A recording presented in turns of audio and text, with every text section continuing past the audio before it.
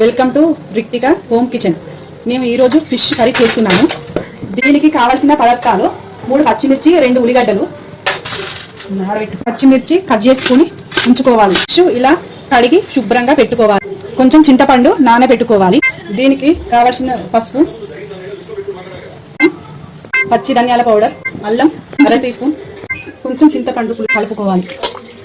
పొయ్యి మీద ఒక కడాయి పెట్టుకొని అందులో 1.5 పావు ఆయిల్, నూనె వేడైన తర్వాత ఆవాలు, ఇవి గోలిన తర్వాత ఉల్లిగడ్డ, పచ్చిమిర్చి కలపెట్టాలి.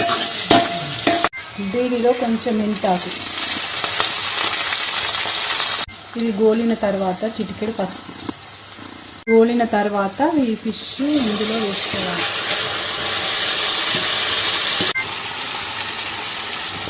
చింతపండు పిసికి ఇలా పులుసు ఇందులో పోసుకోవాలి. ఒక్కసారి ఇలా కలపెట్టుకోవాలి. తగినంత ఉప్పు వేసుకోవాలి. ఇందులో కొత్తిమీర, 1 టీ స్పూన్ వేయించిన ధనియాల పౌడర్. 2 నిమిషాల తర్వాత స్టవ్ను ఆఫ్ చేయాలి.